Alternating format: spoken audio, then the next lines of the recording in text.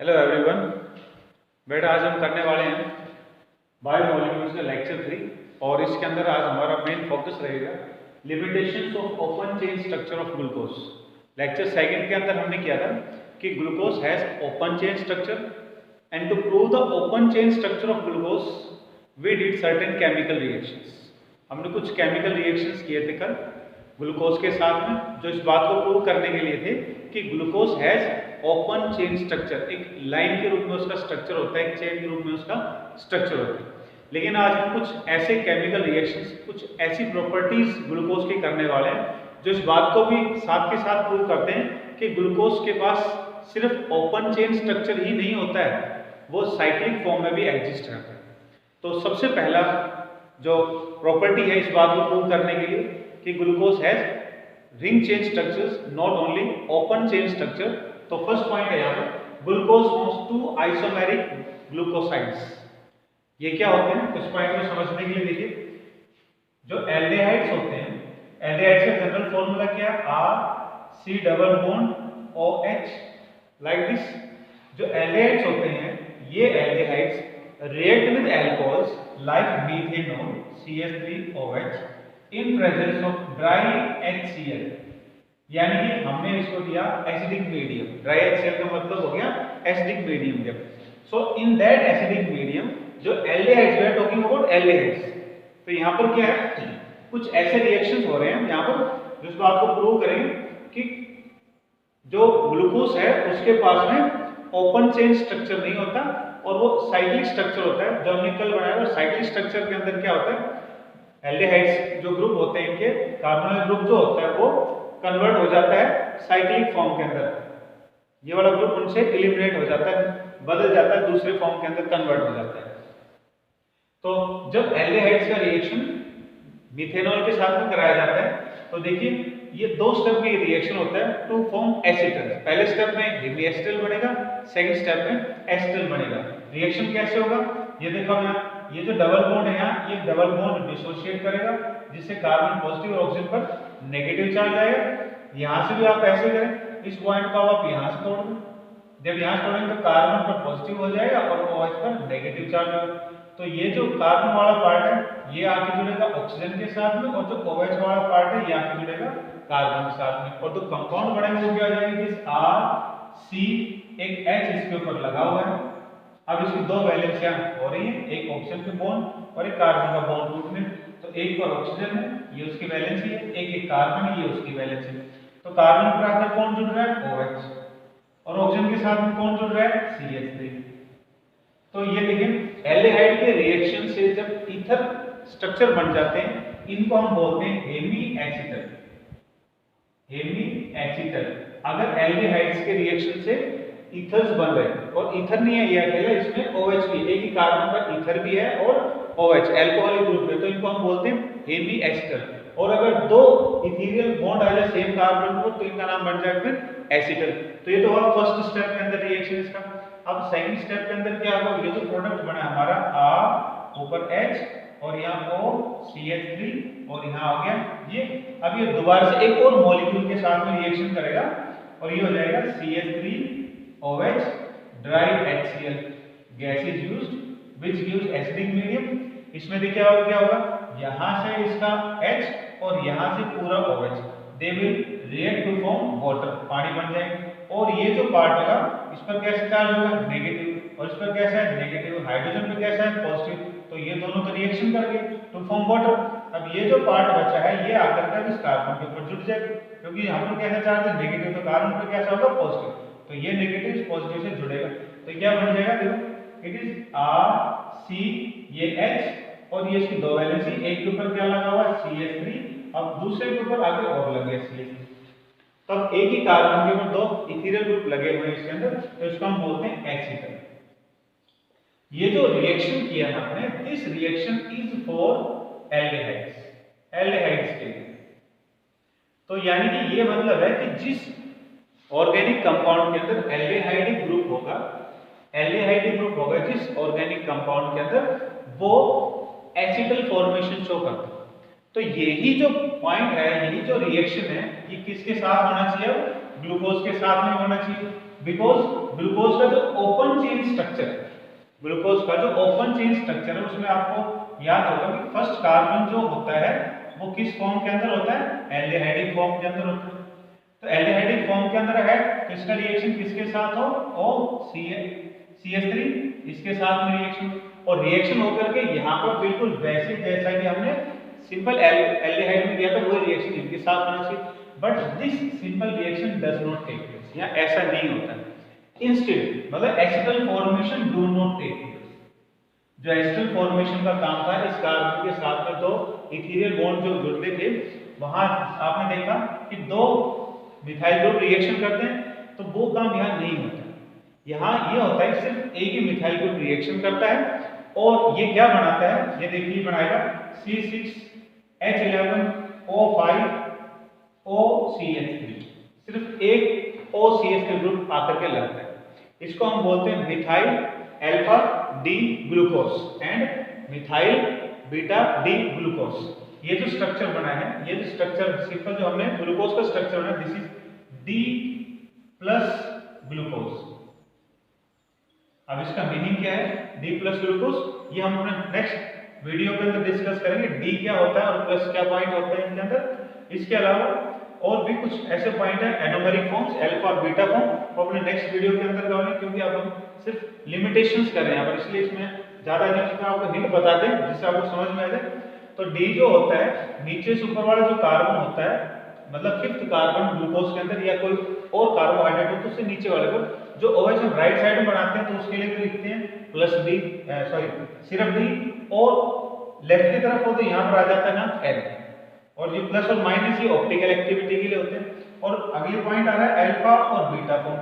जो अल्फा और beta form है ये साइक्लिक स्ट्रक्चर जो हमने कल किया था उसके अंदर आपने इस तरह से बॉन्डिंग कर दी, ये जो है ऑक्सीजन है, इसके बाद जो पहला कार्बन, ऑक्सीजन के बाद जो पहला कार्बन है इसके ऊपर OH अगर नीचे की तरफ हो तो उसको बोलते हैं अल्फा ग्लूकोज, और अगर ये घूम जाए 180 डिग्री पर OH ऊपर आ जाए नीचे आ जाए तो इसको हम फिर बोलेंगे बीटा डी ग्लूकोज। ये हो गया। तो जो पॉइंट है हमारा वो देखिए क्या पॉइंट है कि जो ग्लूकोज है वो मिथाइल अल्कोहल के साथ में रिएक्शन करके instead of forming acetal, acetal बनाने के बजाय क्या बना रहा है, ये बना रहा है methyl alpha D plus glucose एक, और दूसरा क्या कंपाउंड बना रहा है methyl beta D plus glucose. तो इन कंपाउंड्स को बनाने का काम है। ये जो कंपाउंड है ये वाला ये इस रूप में भी है और इस रूप में, सिर्फ किस चीज का फर्क है, अल्फा और बीटा फॉर्म का फर्क है। अल्फा में OH नीचे की तरफ आ जाएगा, बीटा में OH ऊपर की तरफ में चलेगा। So this compound is form glucoside के नाम से हम कह सकते हैं ग्लूकोज, लेकिन रिएक्शन के बाद भी ये बन गया ग्लूकोसाइड्स, तो it is known as glucosides, ये नाम हो जाएगा इसका ग्लूकोसाइड्स। तो ग्लूकोज जो है वो दो आइसोमेरिक, एक हो गया कौन सा अल्फा फॉर्म में, एक हो गया बीटा फॉर्म में, मिथाइल ग्लूकोसाइड्स, मिथाइल ग्लूकोज इसका कंप्लीट नेम हो गया। इसमें देख लो अल्फा किसके लिए था, साइक्लिक फॉर्म के अंदर, लाइक दैट, ये जो कार्बन फर्स्ट इसके ऊपर OH नीचे की तरफ हो तो कौन सा बन जाएगा मिथाइल अल्फा ये वाला, और बीटा के लिए क्या हो जाएगा OH ऊपर, बाकी सेम पोजीशन रहेगी। तो ये कौन से हो गया हमारे पास फर्स्ट पॉइंट, जो इस पॉइंट को प्रूव कर रहा है कि ग्लूकोज का सिर्फ ओपन चेन स्ट्रक्चर नहीं होता, glucose does not only have open chain structure, it also exist in ring form, ये रिंग फॉर्म में भी पाया जाता है, उसके लिए रिएक्शन होगा। अब है नेक्स्ट रिएक्शन भी है फॉर दिस। अगर इसके अलावा हम इनकी ऑप्टिकल एक्टिविटी की बात करें तो अल्फा डी प्लस ग्लूकोज जो है उसकी एंगल ऑफ रोटेशन होती है 150 डिग्री, और beta D methyl beta D glucose जो है उसकी एंगल ऑफ रोटेशन होती है -33 डिग्री। ये है इनकी एंगल ऑफ रोटेशन, एक लिवर रोटेटरी है तो एक डेक्स्ट्रो रोटेटरी है। Next second point of limitation जो इस बात को प्रूव करता है कि ग्लूकोज में सिर्फ ओपन चेन स्ट्रक्चर ही नहीं होता है। सो नेक्स्ट इट इज जो ग्लूकोज जो होता है इसके अंदर उसका जो एल्डिहाइड ग्रुप है, ये वाला जो ग्रुप है उसके बाद क्या है, नॉर्मल हमारे पास एल्कोहलिक ग्रुप है, दिस इज ऑल फोर, ये हो गया CH2OH। अब इसके रिएक्शन अगर हम नॉर्मल एल्डिहाइड्स वाले रिएक्शन कराएं, जो एडिशन रिएक्शन कराते हैं, वो सिर्फ हाइड्रोक्सिल अमीन वाला रिएक्शन तो यहाँ होता है ग्लूकोज के साथ में, लेकिन हाइड्रोक्सिल अमीन के अलावा अमोनिया डेरिवेटिव्स के और रिएक्शन अगर हो तो वो नहीं होते हैं। जैसे एग्जाम्पल में पहला कराया हमने अमोनिया के साथ। अगर एल्डिहाइड होता, अगर एल्डिहाइड ग्रुप होता ग्लूकोज के अंदर, तो आप देखो ओपन चेन के अंदर तो है इसके अंदर, लेकिन क्या है, रिंग फॉर्म में जब आते हैं तो इसका ये जो एल्डिहाइड ग्रुप है ये डिसअपीयर हो जाता है। अगर एल्डिहाइड ग्रुप होता तो इसमें रिएक्शन होता आगे की तरफ में, और रिएक्शन ऐसे होता है, इसके दो हाइड्रोजन और इसका ऑक्सीजन, ये वाटर बन जाते हैं, NH यहाँ आकर जुड़ता, तो ये बन जाता है C double bond NH, open H, नीचे की तरफ में CH OH ऑल फोर, और ये हो गया CH2OH। But this reaction do not take place, which again proves that glucose does not only exist in open chain structure. जिससे पता चलता है ग्लूकोज सिर्फ ओपन चेन स्ट्रक्चर में नहीं है, क्योंकि ओपन चेन स्ट्रक्चर में होता तो एल्डिहाइड्स के नॉर्मल रिएक्शन शो करता, लेकिन एक्चुअली में ये रिएक्शंस को नहीं कर रहा। इसका मतलब यह कि ग्लूकोज अपने साइक्लिक फॉर्म में भी पाया जाता है, जहां पर इसका एल्डिहाइडिक ग्रुप खत्म हो जाता है और ये एल्डिहाइड्स वाले रिएक्शन नहीं होते इसके अंदर। इसी तरह से और भी रिएक्शन है यहाँ पर, जैसे कि addition reaction of NaHCO3 NHSO3, sodium bisulphide वाला जो रिएक्शन है, यहाँ ग्लूकोज के साथ में C double bond OH and so on, ये ग्लूकोज का स्ट्रक्चर हो गया CHOH ऑल फोर, ये हो गया CH2OH। अगर एल्डिहाइड ग्रुप होता तो यहाँ एडिशन रिएक्शन होता, ठीक है। तो एडिशन रिएक्शन कैसे होता, यहाँ से बॉन्ड टूटता, यहाँ से सोडियम आकर ऑक्सीजन के साथ लग जाता, और ये बाकी का जो पार्ट बचा हुआ है ये पार्ट आके इस जगह पर लगता, तो ये बन जाता है HSO3। So this would be addition product. एक एडिशन मतलब इसके अंदर ये जिससे हम रिएक्शन कर रहे हैं सोडियम बाइसल्फेट से, जो एल्डिहाइड्स के साथ रिएक्शन करा रहे हैं, रिएक्शन करने पर वो डबल बॉन्ड के टूटने से जुड़ रहे हैं, तो क्या बनाते हैं, एडिशन प्रोडक्ट। लेकिन ग्लूकोज के साथ जब ये रिएक्शन कराता है, we do not form that addition reaction. इसके अलावा और भी कुछ ऐसे रिएक्शंस हैं व्हिच एल्डिहाइड्स डू, वो रिएक्शन जिन्हें एल्डिहाइड्स तो करते हैं, लेकिन ग्लूकोज में एल्डिहाइड ग्रुप होने के बावजूद भी नहीं कर रहा है, क्योंकि ग्लूकोज साइक्लिक फॉर्म में कन्वर्ट हो रहा है। ऐसा एक रिएक्शन हमारे पास 2,4-D, 2,4-D का रिएक्शन, पूरा नाम इसका 2,4-डाइनाइट्रोफिनाइल हाइड्रोजीन, और इसका स्ट्रक्चर होता है फिनाइल हाइड्रोजीन, हाइड्रोजीन NH2, ये है हाइड्रोजीन, हाइड्रोजीन का एक H निकाल दो और इस वैलेंसी के ऊपर आप एक फिनाइल जोड़ दो, मतलब बेंजीन को जोड़ दो, और इसकी 1-2 नंबर के ऊपर नाइट्रो और 3-4 नंबर के ऊपर नाइट्रो जोड़ दो। तो इसका इतना बड़ा जो स्ट्रक्चर, इसका शॉर्ट नाम क्या है, 2,4-D। ये जो 2,4-D कंपाउंड है, it reacts with aldehydes, aldehyde से रिएक्शन होता है, लेकिन ग्लूकोज के साथ में इसका रिएक्शन नहीं होता, because glucose in cyclic form loses it's aldehydic character.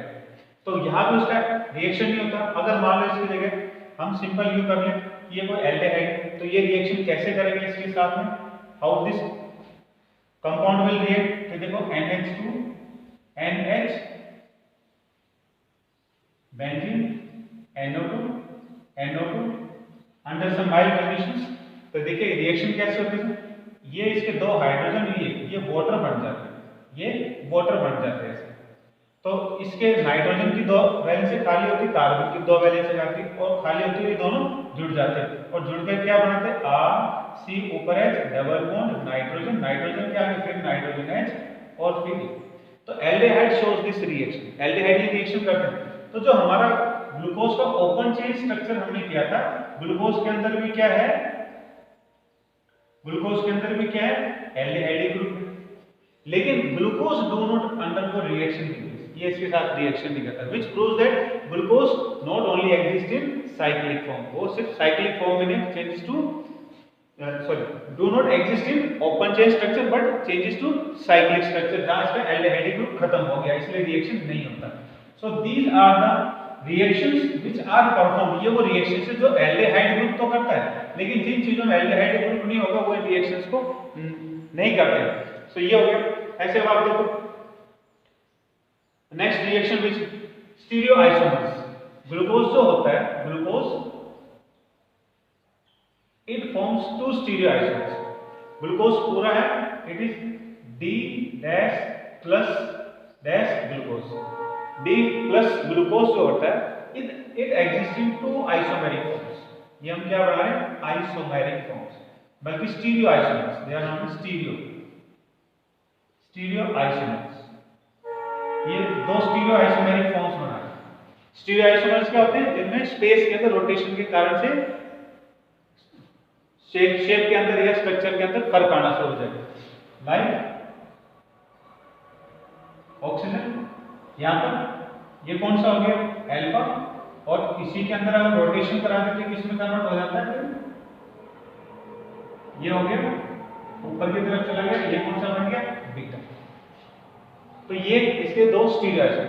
तो अल्फा डी ग्लूकोज जो होता है सिंपल, ये है लीनियर फॉर्म के अंदर, ये चेन के अंदर. जब इसके एक्वस सॉल्यूशन को या इसके कंसंट्रेटेड सॉल्यूशन को या इसके अल्कोहलिक सॉल्यूशन को जब हम 303 केल्विन के ऊपर क्रिस्टलाइज करवाते हैं, कौन सा काम करवा रहे हैं?